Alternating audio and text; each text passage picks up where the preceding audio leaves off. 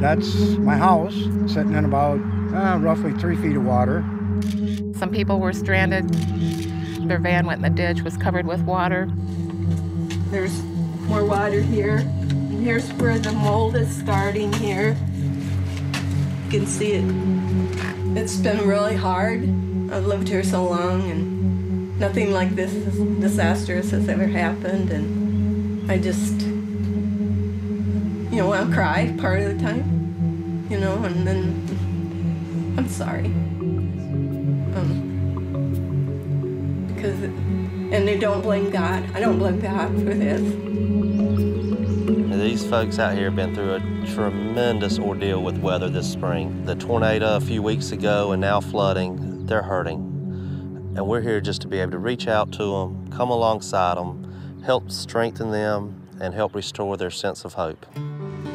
When your community's in trouble, that's what you do. You help out with them. And I love to go around and do service trips. I did them in college. I've done them with the church before. So God calls us to help others, and that's what we're doing now.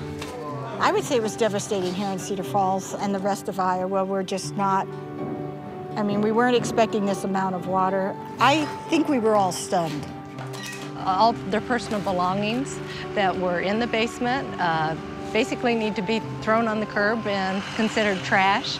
All the books, carpet is waterlogged. You just pick them up in buckets or whatever you can carry and carry them out the steps. It's been great volunteering for Samaritan's Purse. They help supply everything you need, from boots to Tyvek suits, shirts. They have all the tools that we need. Basically, just take care of us. It went from about here to roughly here in less than an hour. My name's Denise Carter, and our basement was full clear to the rafters. There's tennis shoes stuck up there. It's just too overwhelming. My husband's disabled, and between the two of us, we were just getting to the point where we couldn't do it anymore. We had to have help. My name's Larry Carter. I'm a Vietnam vet. I live up in Cedar Falls. We just got flooded, and we were trying to get dug out, and the Samaritan folks showed up and dug us out of a hole that I didn't know if we were ever going to get out of. Everybody that we work with gets a Bible. We'd like to present it to you. All of the people that helped this afternoon signed it. We do not have flood insurance because we're about 6 miles from the river, and I never in a million years would have guessed I'd have had water here.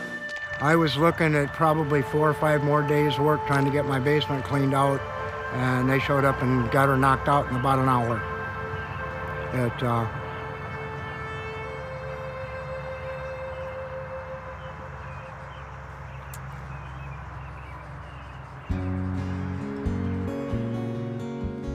There's a lady that's living with her son in a house that's wasn't real good before the flood to start with because of their economic situation. And they got 12 inches of water in the house, and they're trying to live in it right now, and they're starting to get black mold inside the house. And Samaritan's Purse's hope is to go in and clean up the basement and get it all ready, and then clean out all the damaged goods that they've got in the house, all their possessions, and then clean out around for the drywall and the flooring and get it ready for somebody to come back in and start rebuilding the house for them. I just never dreamed that this would ever happen. I went to this one church, and this lady come out and said, well, I think we can help you, and led me around and back, and there's this big Samaritan Purse truck there, and I think I'm in heaven, when this man comes out and tells me that they're gonna help me.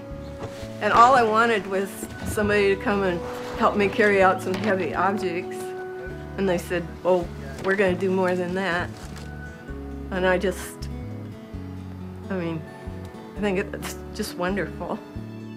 We've got a lot of local volunteers, but we just can't fill all the work orders. And we need lots of volunteers and donations to Samaritan's Purse to help.